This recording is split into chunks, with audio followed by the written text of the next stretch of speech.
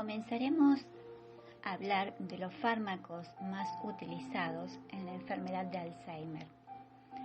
Antes quisiéramos hacer una pequeña introducción, ya que este tema ustedes lo van a ver en mayor profundidad el año que viene. La enfermedad de Alzheimer es un trastorno de deterioro cognitivo de comienzo lento, insidioso, progresivo e irreversible, que afecta fundamentalmente la necesidad básica humana de comunicación. Dicha afección evoluciona afectando las funciones cognitivas, conductuales y afectivas con alta prevalencia a nivel mundial y en el grupo de adultos mayores de más de 65 años.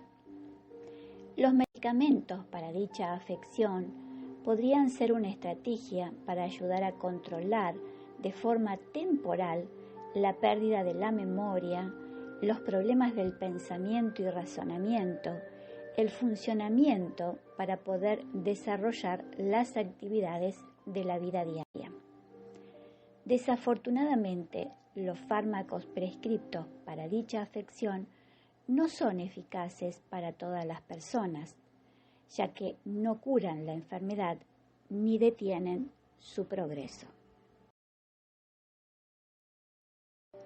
Para la mejor comprensión del tema, les sugerimos remitirse a los contenidos de biología, de tecnologías en enfermería y que repasen funciones superiores del sistema nervioso, neurotransmisores, áreas corticales cerebrales, necesidades básicas humanas y el proceso de cuidado enfermero. Como mencionamos anteriormente, usted profundizará mucho más sobre esta afección en el tercer año de la carrera. Pero ahora queremos adelantarle una síntesis de lo que sucede con este problema de salud. Para comenzar con el desarrollo del tema, sabemos que una manera en que la enfermedad de Alzheimer daña el cerebro es mediante la disminución de los niveles de un neurotransmisor llamado acetilcolina, que es importante para el estado de alerta, la memoria, el pensamiento y el razonamiento. Los inhibidores de la colinesterasa aumentan la cantidad de acetilcolina disponible para las neuronas al evitar su descomposición en el cerebro y otras regulan un neurotransmisor cerebral relacionado con el glutamato, otro mensajero químico que interviene ampliamente en las funciones del cerebro como son el aprendizaje y la memoria. Hablaremos ahora del grupo 1, inhibidores de la colinesterasa. Estos son medicamentos utilizados en el tratamiento de la enfermedad de Alzheimer. Actúan inhibiendo la enzima acetilcolinesterasa, con lo que se reduce la inactivación de la acetilcolina y como consecuencia aumenta la acetilcolina dentro de la sinapsis. Al aumentar la neurotransmisión colinérgica, mejora la memoria. Los principales inhibidores de la colinesterasa son la ribastigmina, la galantamina y el donepezilo.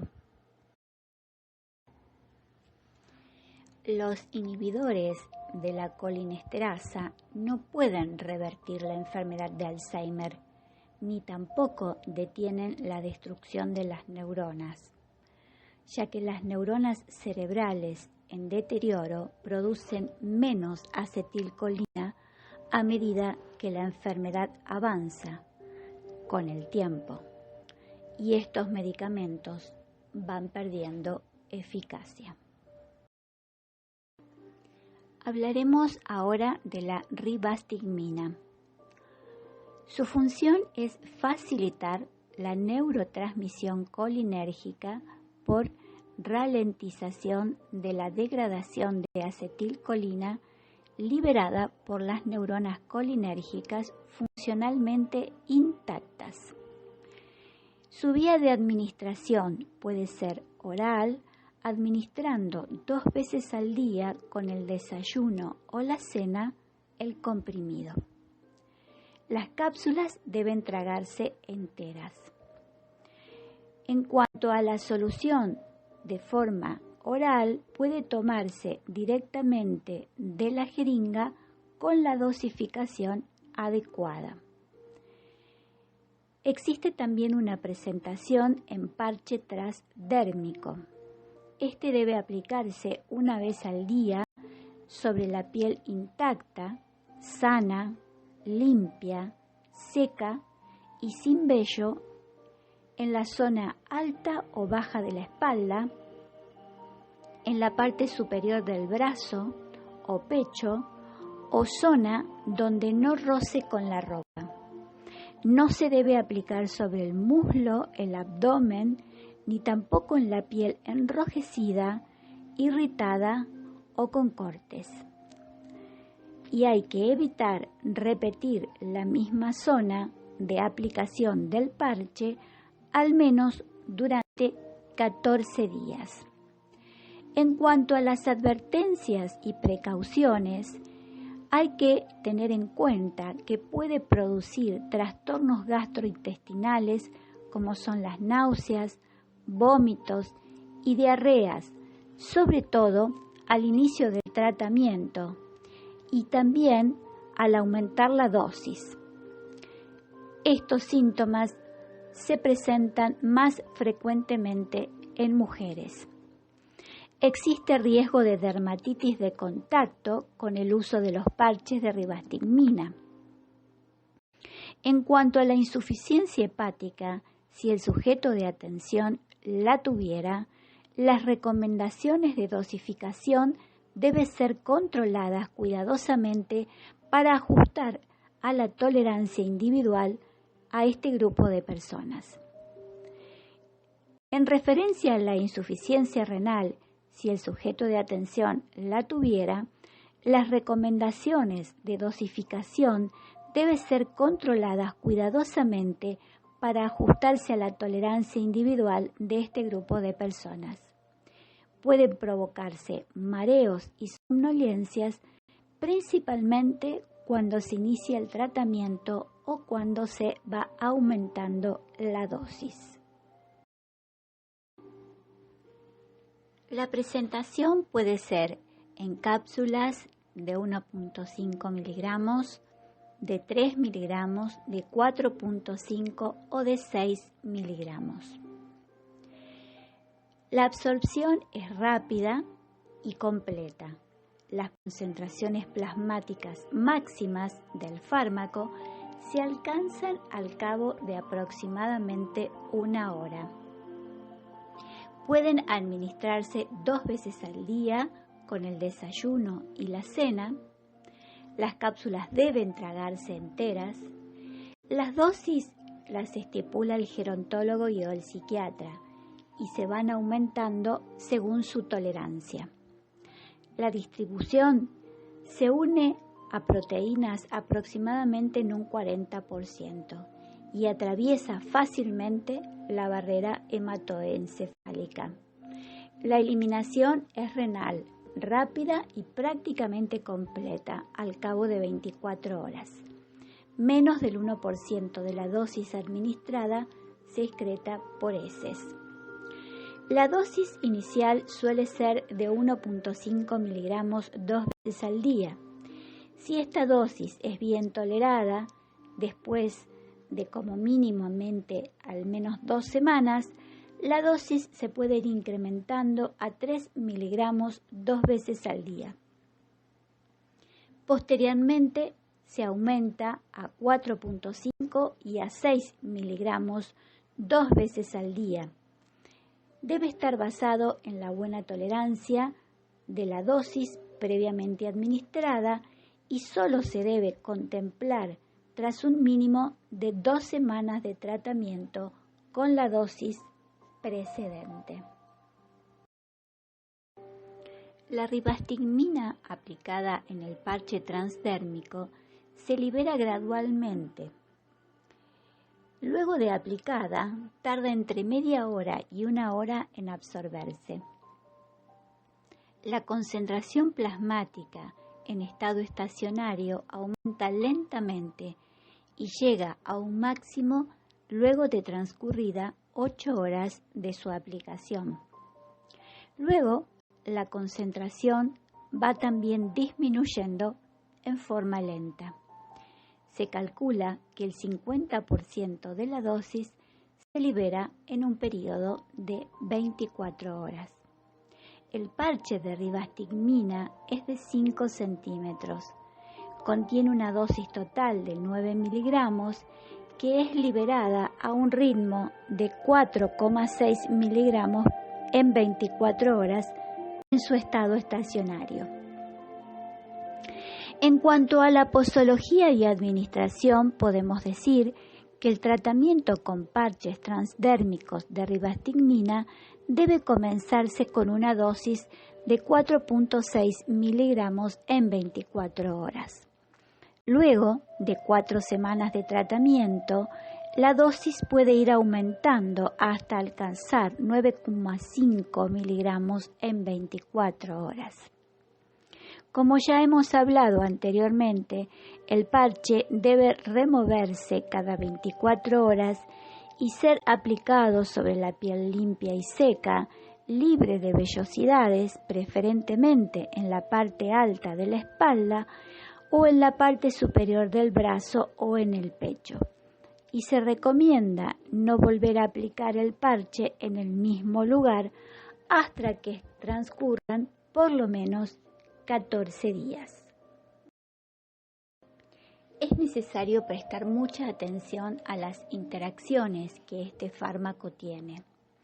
Aumenta el efecto de los relajantes musculares tipo succinilcolina. Existe riesgo de torsada de punta cuando se administra con antipsicóticos como la clorpromacina y la levomepromacina, con el haloperidol, también con la eritromicina endovenosa y con la metadona. La toxicidad es potenciada aumentando la bradicardia con riesgo de síncope cuando se administra con betabloqueantes y con otros agentes que producen bradicardia, por ejemplo, antiarrítmicos como antagonistas de los canales de calcio, glucósidos digitálicos. Los efectos adversos que puede producir incluyen la anorexia, agitación, confusión, ansiedad, mareos, somnolencia, temblor, dolor de cabeza, náuseas, vómitos, diarrea, dolor abdominal, dispepsia, fatiga, astenia, malestar, disminución del apetito, deshidratación, insomnio, intranquilidad, alucinaciones visuales, depresión, somnolencia, empeoramiento de la enfermedad de Parkinson,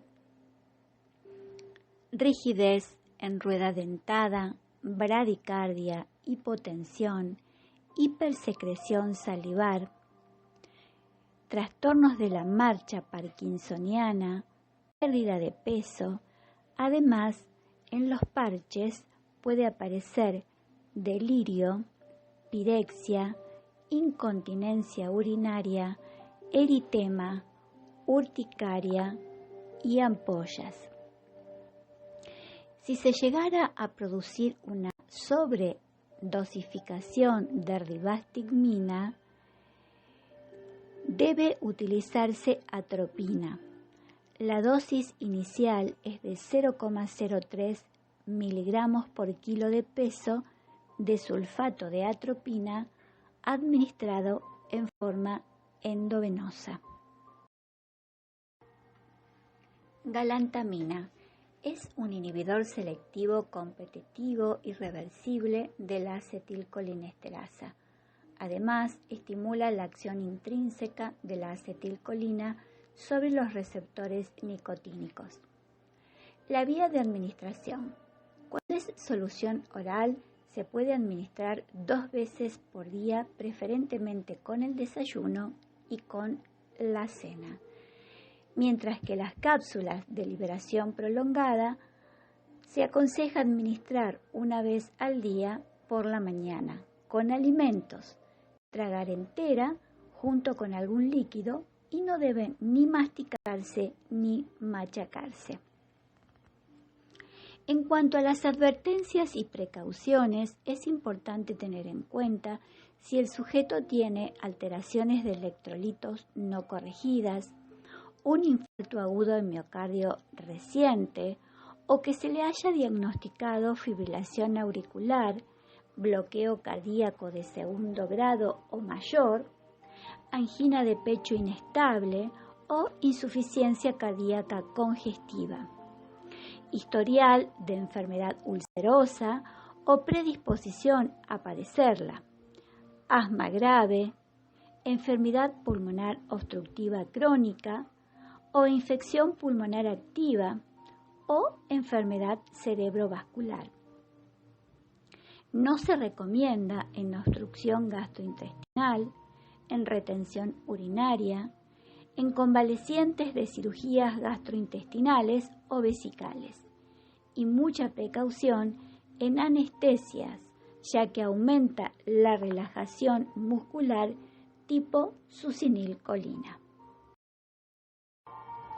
La galantamina es un alcaloide natural que está presente en algunas plantas, como la campanilla de las nieves.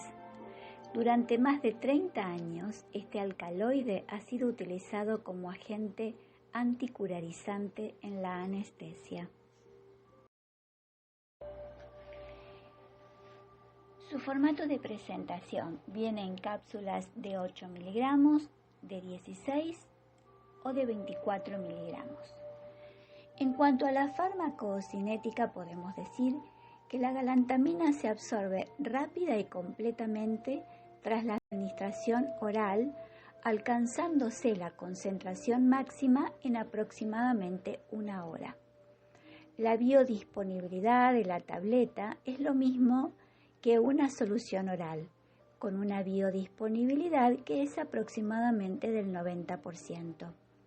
La velocidad de absorción se retrasa por la administración conjuntamente con la comida. En cuanto a la eliminación, podemos decir que la concentración plasmática de galantamina desciende biexponencialmente con una semivida terminal de alrededor de 8 a 10 horas en los sujetos sanos. La dosis inicial recomendada es de 8 miligramos día durante 4 semanas. La tolerancia y la dosificación de la galantamina se debe reevaluar en forma regular, preferiblemente a los 3 meses después de iniciado el tratamiento. A partir de entonces, el beneficio clínico de la galantamina y la tolerancia de los sujetos al tratamiento deberá seguirse evaluando periódicamente.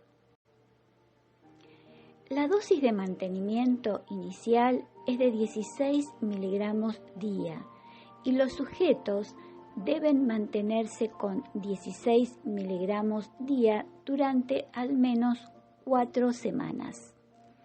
El aumento a la dosis de mantenimiento de 24 miligramos día debe hacerse de forma individualizada tras una adecuada valoración, incluyendo la evaluación del beneficio clínico y la tolerabilidad.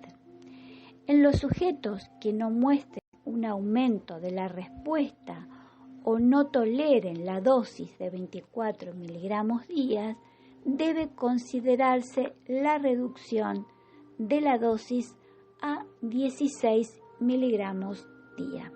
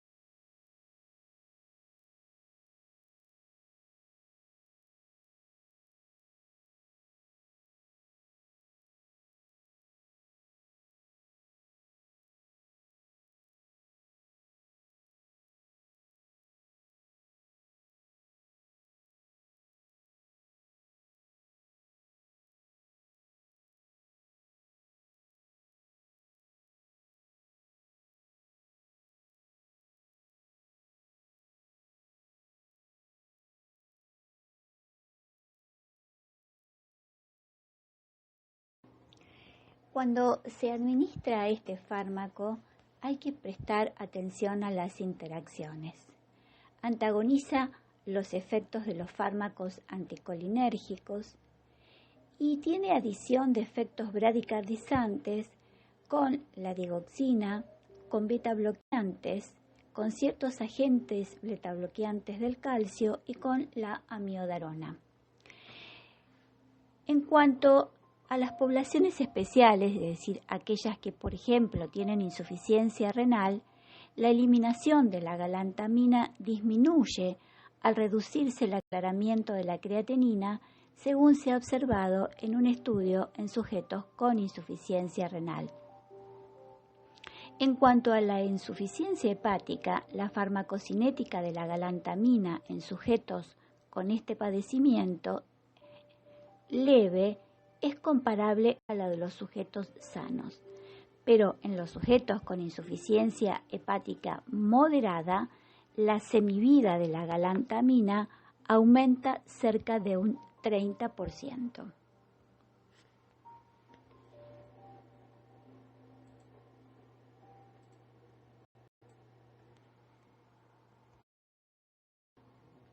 Dentro de los efectos adversos de la galantamina podemos encontrar disminución del apetito, alucinaciones, depresión, síncope, mareo, temblor, cefalea, somnolencia, letargo, bradicardia, hipertensión arterial, vómito, náuseas, dolor abdominal, dolor de la parte alta del abdomen, diarrea, dispepsia, malestar abdominal, espasmos musculares, fatiga, astenia, malestar, fiebre, cefalea, pérdida de peso y caídas. Si llegara a producirse una dosificación excesiva, es decir, una sobredosificación, en los casos graves se recomienda utilizar atropina. Con una dosis inicial de 0,5 a 1 miligramo endovenoso y basándose en la respuesta clínica, se evaluará las dosis posteriores. Hablaremos del donepezilo. Es un inhibidor específico y reversible de acetilcolinesterasa. Su vía de administración es la vía oral. En cuanto a las advertencias y precauciones, hay que observar a sujetos con anestesia, pues acentúa la relajación muscular tipo succinilcolina. Puede producir alteraciones de la conducción cardíaca supraventricular. En las personas con antecedente de asma, de enfermedad pulmonar obstructiva crónica o de enfermedades ulcerosas o concomitantes con AINES, prestar especial atención. Suele exacerbar o inducir síntomas extrapiramidales. Puede producir riesgo de convulsiones y de obstrucción de las vías urinarias bajas. También tiene riesgo de rhabdomiólisis, que es más frecuente al inicio del tratamiento o al aumentar la dosis. Su presentación puede venir en comprimidos de 5 miligramos o de 10 miligramos. En cuanto a la absorción, podemos decir que los niveles plasmáticos máximos que se alcanzan aproximadamente es dentro de las 3 a 4 horas luego de la administración oral. La semivida de eliminación es aproximadamente de 70 horas, por lo tanto, la administración de dosis únicas, diarias, múltiples, da lugar a una aproximación gradual al estado estable. La aproximación al estado estable se alcanza en el intervalo de 3 semanas posteriores al inicio del tratamiento.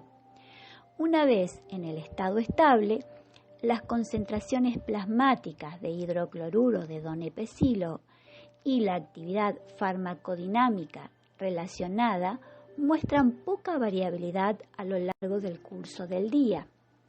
los alimentos no afectan a la absorción del hidrocloruro de donepezilo. En cuanto a la distribución, podemos decir que en diferentes tejidos corporales no ha sido estudiado definitivamente y sus metabolitos pueden persistir en el organismo durante más de 10 días.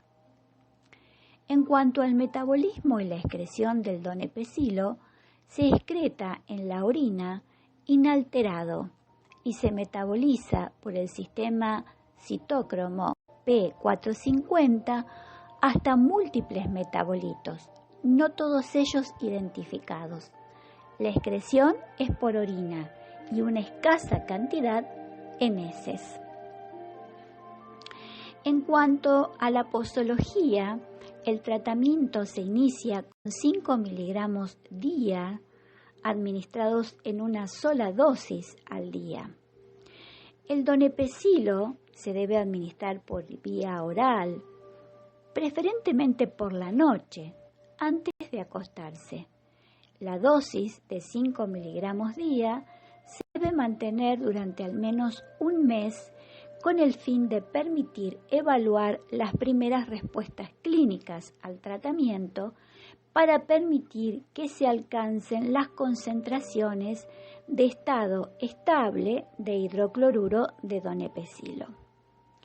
Tras la evaluación clínica del tratamiento con 5 miligramos día durante un mes, la dosis puede incrementarse hasta 10 miligramos administrados en una sola dosis al día.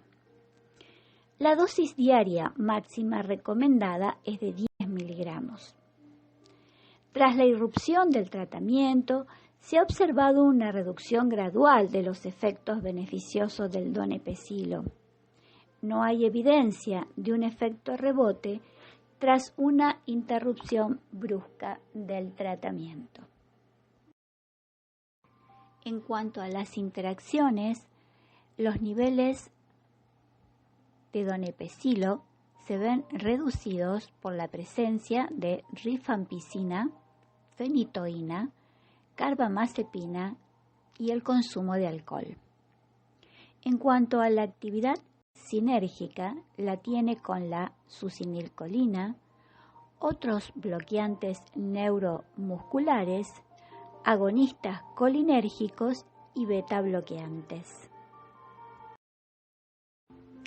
En cuanto a los efectos adversos, podemos encontrar que el sujeto puede tener diarrea, calambres musculares, fatiga, náuseas, vómitos, insomnio, mareos, molestias abdominales, incontinencia urinaria, prurito, dolor de cabeza, anorexia, alucinaciones, agitación, conducta agresiva, sueños anormales y pesadillas.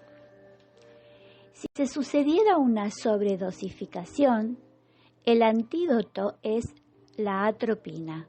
Se recomienda administrarla en forma endovenosa con una dosis inicial entre 1 a 2 miligramos y la respuesta posterior será evaluada para ver cómo se sigue el tratamiento. Grupo 2. Regulan la actividad del glutamato. El sistema del glutamato es excitador y está implicado en los trastornos de conducta y otras alteraciones propias de la enfermedad de Alzheimer. El glutamato es uno de los neurotransmisores más abundantes en el sistema nervioso que realiza su acción excitadora actuando sobre receptores específicos localizados en la membrana neuronal. Los receptores de glutamato se han clasificado en dos grupos principales: receptores inotrópicos y metabotrópicos. Pero, ¿Qué son los receptores N-metil-D-aspartato? El receptor de NMDA es un tipo de receptor inotrópico del glutamato que desempeña un papel crucial en la regulación de una amplia variedad de funciones neurológicas, incluyendo la respiración, la locomoción, el aprendizaje, la formación de la memoria y la neuroplasticidad. Por consiguiente, la debilitación estructural y funcional del receptor de NMDA puede llevar a los desórdenes neurodegenerativos y cognitivos, incluyendo la enfermedad de Alzheimer, de Parkinson, la enfermedad de Huntington, el dolor neuropático, la epilepsia y desórdenes psiquiátricos. Hablaremos ahora de la memantina, antagonista no competitivo de los receptores NMDA. Modula los efectos de los niveles tónicos de glutamatos elevados patológicamente que pueden ocasionar disfunción neuronal. La vía de administración. Comprimidos que se administran una vez al día, siempre a la misma hora y pueden ser ingeridos con o sin alimentos. El comprimido debe situarse en la lengua y dejar que se disuelva antes de tragarlo, con o sin agua, como prefiera el sujeto. En cuanto a la solución oral, se administra también una vez al día, siempre a la misma hora, con o sin alimentos. La solución no debe verterse o administrarse dentro de la boca directamente desde el frasco o dosificador. Debe colocarse en una cucharada o dentro de un vaso de agua usando el dosificador.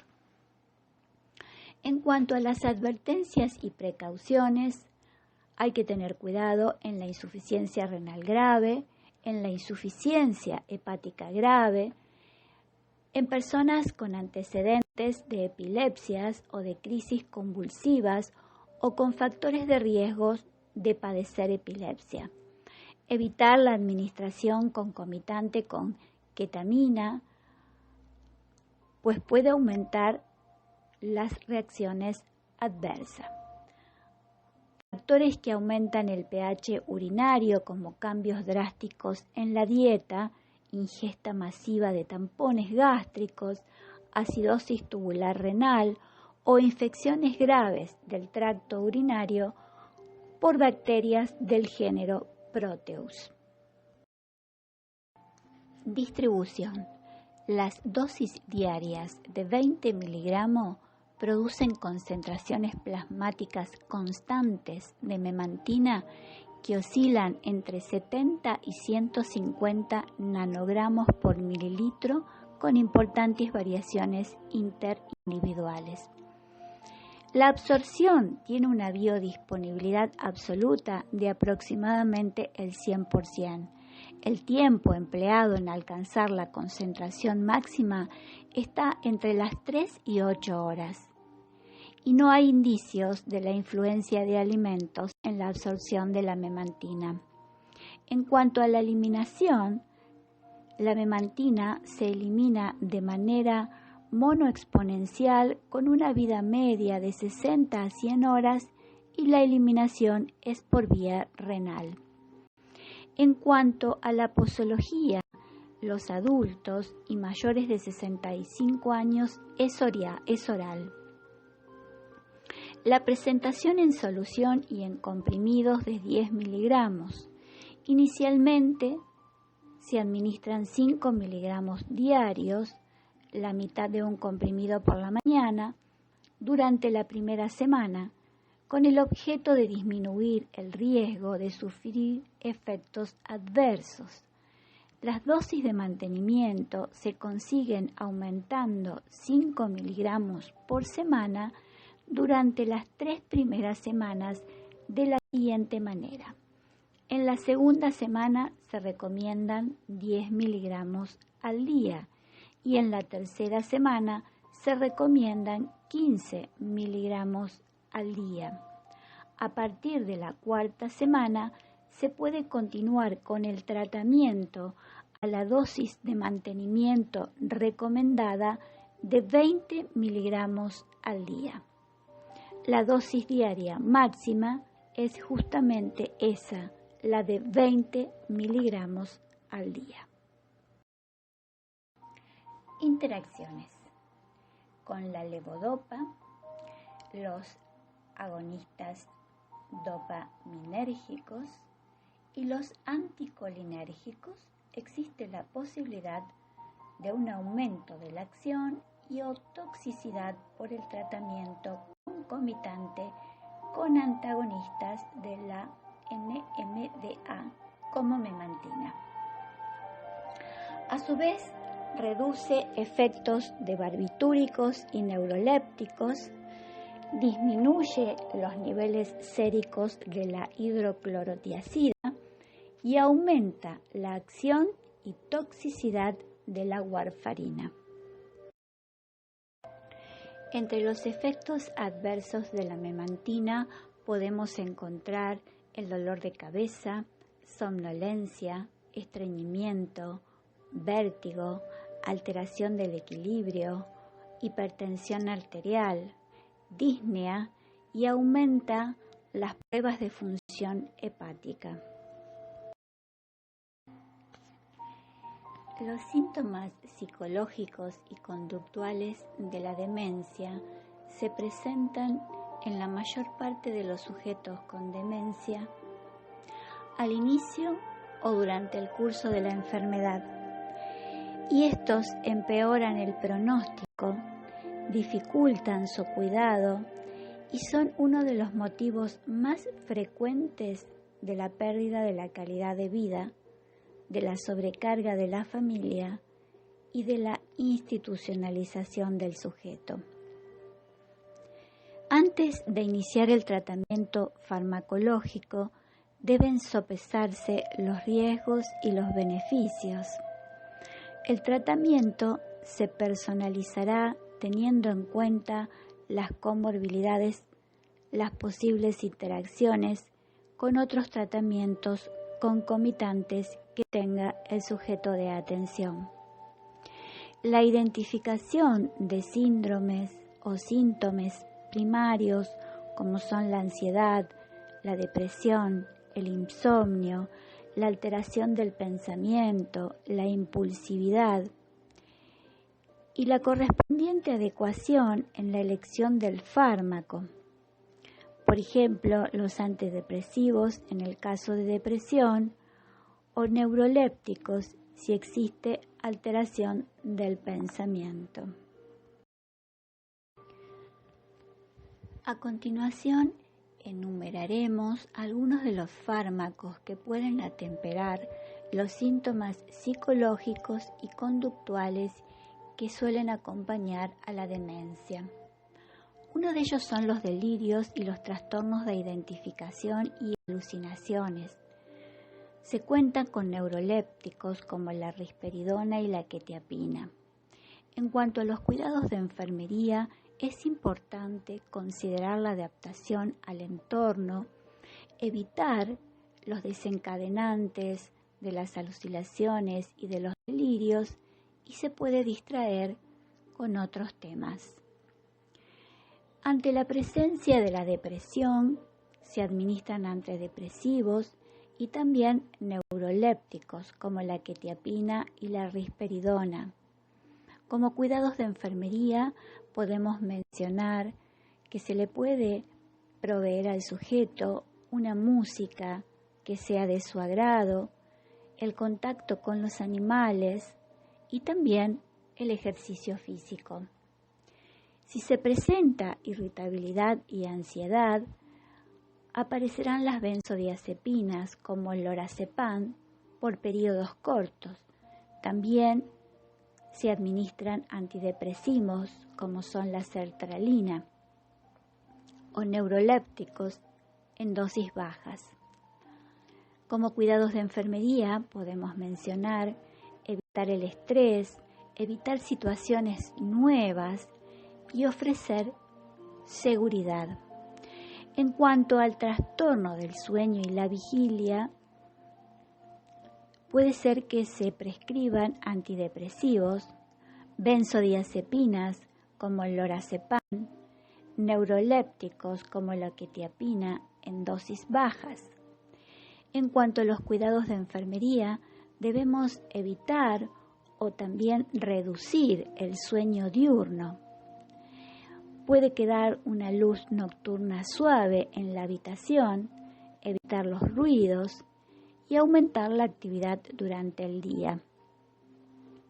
En cuanto a la agresividad y la agitación que puede presentar el sujeto, farmacológicamente se dispone de la risperidona o la quetiapina, que son neurolépticos ante la presencia de síntomas graves.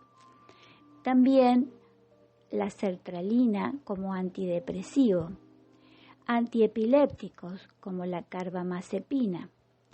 En cuanto a los cuidados de enfermería, es importante vigilar cuáles son los desencadenantes de la agresividad o de la agitación, respetar los gustos del sujeto de atención, su dignidad y su autonomía personal.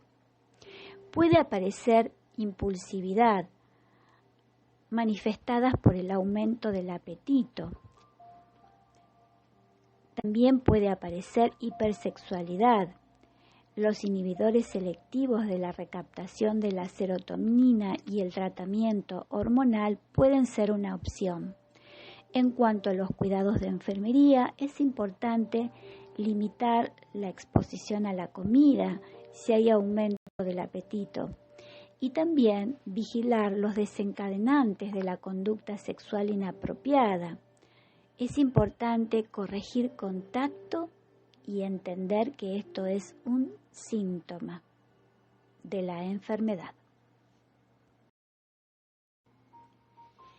Es muy importante recordar que en sujetos con demencia avanzada, la presencia de dolor u otros problemas puede presentarse como agitación ante la dificultad que tienen para expresarse verbalmente.